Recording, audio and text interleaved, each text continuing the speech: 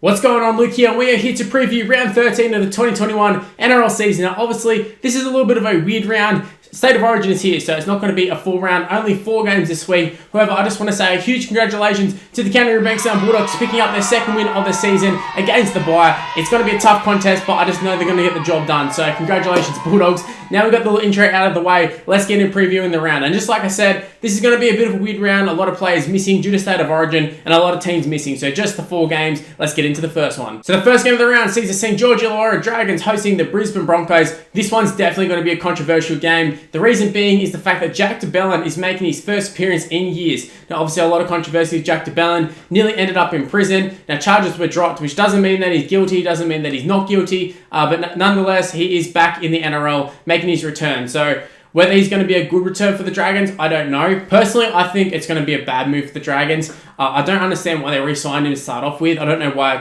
clubs were chasing him. He hadn't played for a while, and I know at his peak, he was a great player. He's played for New South Wales. I can't remember if he played for Australia, if he was borderline Australian international. But look, he was a very, very good player back in the day, but he hasn't played for a long time. And also the game has changed dramatically. And apparently last week was pretty poor, and he was gassed after a couple of minutes in New South Wales Cup. So chucking him straight back into first grade. Don't really know if they had a choice due to the fact that they have so many injuries, and also they've got some rep players as well. Tarek Sims playing for New South Wales this week. But look, looking at their side, Matt Duffy's back in there, Norman and Hunt. I think it's a big thing for them that Ben Hunt didn't get picked for Queensland, so I think that definitely helps them a lot. But look, them up against the Broncos, I feel like they should get the job done. Broncos do have a lot of outs. I mean, Milford's out, Payne Haas, Xavier Coates in the New South Wales and Queensland side. But just the actual lineup itself, it just looks terrible, to be honest with you. Albert Kelly, Tyson Gamble in the halves. You could get worse. I mean, Anthony Milford definitely looked off the pace so much, and I think Tyson Gamble is an upgraded Anthony Milford at this point. But Albert Kelly isn't really setting the world on fire. They've got Cobbo in the back. I don't really know much about him, but there has been a lot of talk about him actually being pretty decent. So we'll see how he goes. I know he's definitely tall. I think he was like 190 centimeters, but at the same time, he's replacing Xavier Coates, who's kind of a similar player anyway. So I don't think you're really going to gain anything there. Just in terms of the actual Dragon side, I mean, looking at it, Paul Vaughan's still there. He'll have something to prove. Jack Bird in the second row, which is quite interesting. It's weird to look at this Dragon side and know sort of how many blows they've had to this side. And you look at guys like Jack Bird who've now been forced into the back row, despite him saying he never wanted to play in the back row. So it just shows you the depth of their injuries and suspensions and such. But in terms of picking a winner, I don't really know with this one. I can see the Dragons winning this because it's a home game, and I feel like the Broncos don't travel too well. But also the Broncos, I feel like they've got a stronger side. They've got a lot of potential in that side, and I feel like they've had a lot of fire the last couple of weeks, and they haven't been getting the results all the time, but I feel like there's been a lot of improvement in the Broncos this year, and I think with Anthony Milford out of the side, I think they'll be a lot better. Tyson Gamble, Albert Kelly, I think they'll actually get the job done. I'll go the Broncos 1-12. I think it'll be a tight one, but I think the Broncos will get the win. Now into the second game of the round, it's the West Tigers hosting the Penrith Panthers. Another very, very interesting one, because this is probably the biggest threat to the Penrith undefeated season that there's been so far, and it's weird to say that, oh, well, the Tigers could beat them, but that's just the reality of the situation. Penrith have a lot of players out. Now, I would expect some of these players to come in last minute. You guys like Coruscant, I would expect him to play just due to the fact that I don't think he's going to play for New South Wales, and they will eventually release some players to go back into their club camp. So I think he'll come straight back in. But the rest of the side, look, their centers, like Momorowski's in there. You got Robert Jennings on the wing due to Brian Tuo being out. A complete new halves pairing. So that's also like Matt Burton being playing in the centers. He now moves into the halves with Tyrone May. And straight up with you, I know Tyrone May is not one of my favourite people off the field. Even on the field, though, I think he's absolutely terrible. I think he's capitalising big time off the fact that he plays in a really, really good side. So honestly, I really don't rate Tyrone May, but he is in the halfback spot with Matt Burton. If Matt Burton can lead this team to a win, I think it says a lot about Matt Burton. The rest of the side, though, it is still a very, very strong side. They still got Kickout, still got Fisher Harris. You got 2 of the best forwards in the whole comp. Spencer Leniu is pretty decent as well. Eisenhuth's been playing good. The bench is kind of where it gets very, very weak, because a lot of the guys, and a lot of the strengths of Penrith is the fact that their bench has been so strong. They had guys like Liam Martin coming off the bench. Now all of a sudden Liam Martin's not there, Kurt Capewell's not there. Obviously, both their halves are gone. Coruscant's not been named. I would expect him to play, to be honest with you. But Mitch Kenny's there. He can do a decent job. But for the Tigers, they're not missing any. Oh, they're missing Offhand Galley, but I don't think he's too big of a miss. But the rest of their side, the Tigers, like I said, have been hit and miss this season. Definitely have potential to win this game, and they have actually been playing quite decent since Moses Mbai moved into the 5'8" position and Adam Dewey moved to the centre. So look, if there's any team that could beat Penrith in terms of circumstances, I think it could be the Tigers. You don't want to play the Tigers at this point. I think Tigers have a little bit of confidence going into this game as well. He's a Sydney rival too. So this is going to be a very, very good clash in terms of just, even on paper, this looks like a good clash because Penrith still have enough good players in their side, especially in the forward pack.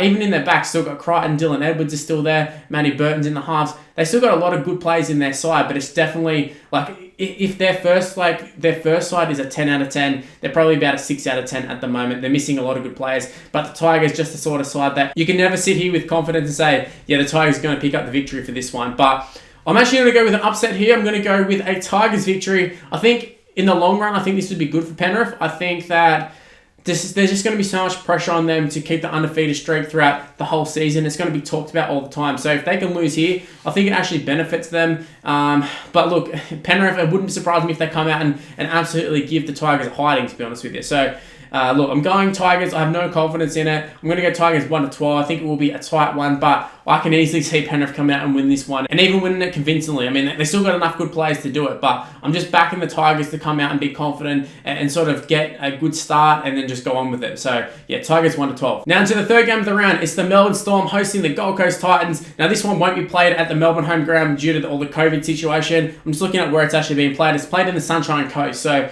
that's where the Melbourne's sort of second home seems to be during the COVID situation. I think it works well for the Titans as well because it's not too far away from them.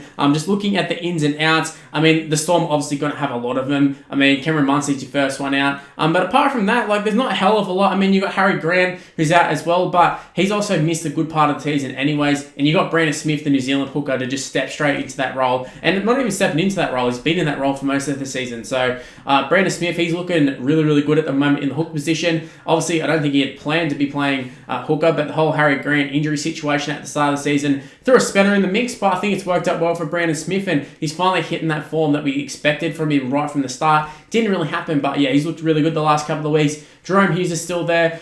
We have Matty John's son, Cooper Johns, playing in the 5'8" position. I know there's a little bit of talk that Riley Jacks might end up playing, but look, Addo Carr's not playing, but apart from that, the rest of the back line looks pretty strong. Nico Hines is still there due to Pappenhausen being out, and obviously Nico Hines has just signed this big contract with the Sharks, so he's got a point to prove at this point. Obviously, he's been proven a lot this season in the sense that he's gone from being sort of a reserve fullback. Kind of similar, he's pretty much had the same story as Pappenhausen when you actually think about it. A guy who was unwanted at another club, came to the Storm, was never supposed to be the first choice fullback, and has ended up being an absolute star of the show at the moment. So he's going really, really well. Obviously, like I said, just signed a big contract with the Sharks, so he's got a point to prove, and as do the rest of the Storm side. They're looking to not step down a little bit.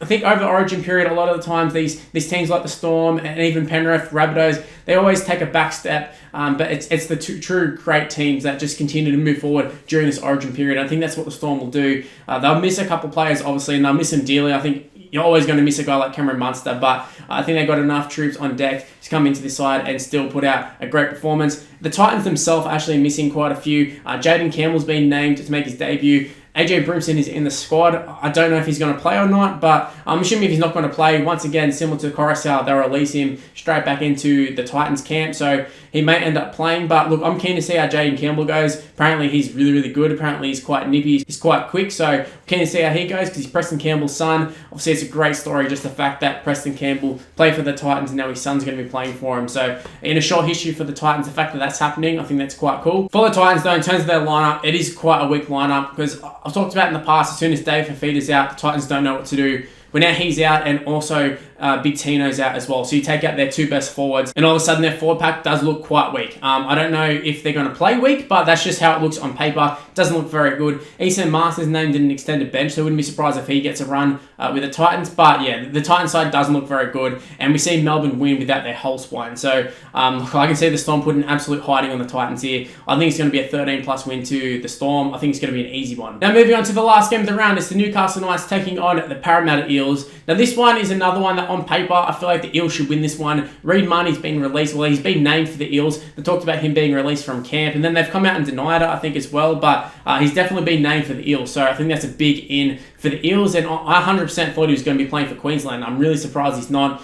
So that means Harry Grant must 100% be playing 80 minutes for Queensland. But look, Reid Marnie's been in the form of his life, and the fact that he was in the conversation, which is something that I didn't think would be sort of going into the season, I think it says a lot about Reid Marnie. Now, Blake Ferguson has been dropped. Hayes Dunster is onto the wing. I think this is more just proving a point for the Eels. I don't know if Ferguson in particular deserved to be dropped, and I still rate Ferguson as a decent winger. I don't think he's an elite winger anymore, and I definitely don't think there's been any talk for him to make the New South Wales squad or anything like that. And considering a couple of years ago he was a mainstay in New South Wales squad, it does show that he has dropped off a fair bit, but still I think he is probably the best winger at the Eels club, and the fact that he's been dropped, I think it says a lot. And kind of they need to do something, because they haven't been playing well. They've really dropped off since their start of the season. Started off so hot, and then all of a sudden the last couple of weeks not so much. So they definitely need to do something. But look, this night side, it's not great. Connor Watson at the 6, Phoenix Crosland at halfback.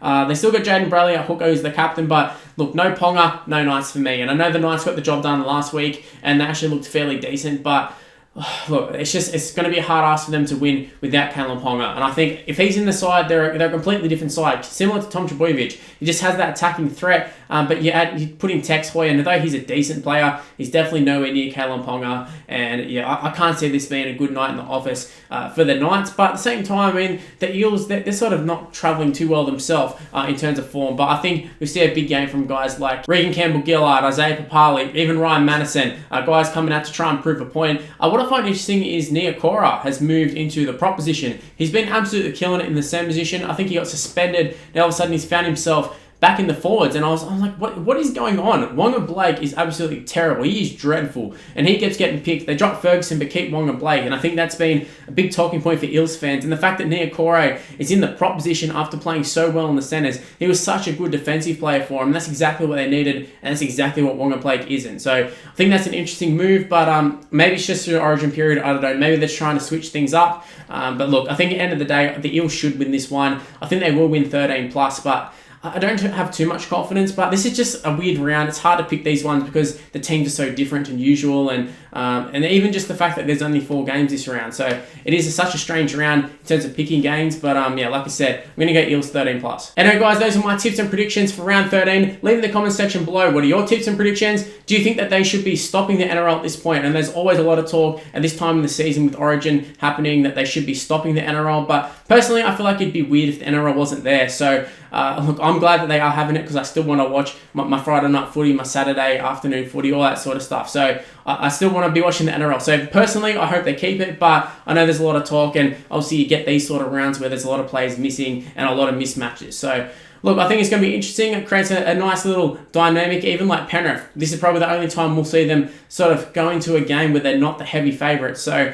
look, in that aspect, it is quite interesting. But yeah, leave in the comment section below. What are your thoughts of round 13? Anyways, that's where I'm going to wrap up this video. Hopefully you did enjoy it. If you did, make sure you go ahead and smash the like button and subscribe to the channel if you're new around here. Also, make sure to turn on the notification bell. It's super important. Lets you be notified immediately that I've uploaded. Don't have to rely on the sub boxes, because we know the sub boxes are pretty dodgy, so don't rely on that. Use the notification bell and be notified immediately. Also, while you're at it, go ahead and give me a follow on social media. It's on the screen right now. It's Mr. Luke and YT. I pretty much just post a lot of my links to the videos. I have a little bit of opinion on the games on Twitter a lot of the times. And for the most part, I'm just sort of posting my links to videos. So go ahead, give me a follow on that. It's Mr. Luke and YT. My Facebook's just Mr. Luke as well. So go ahead and give me a like, give me a follow, do all that sort of stuff on all of my social medias. And that's where I'm going to end this video. Hopefully you did enjoy it. Stay tuned for more content on the channel. State of Origin time's around, so there's going to be plenty of stuff to talk about probably the next month or so. So like I said, stay tuned to the channel, and also subscribe to the channel if you're new around here as well. So yeah, I'm going to end the video now. Thanks for watching, and I'll see you next time. See yous.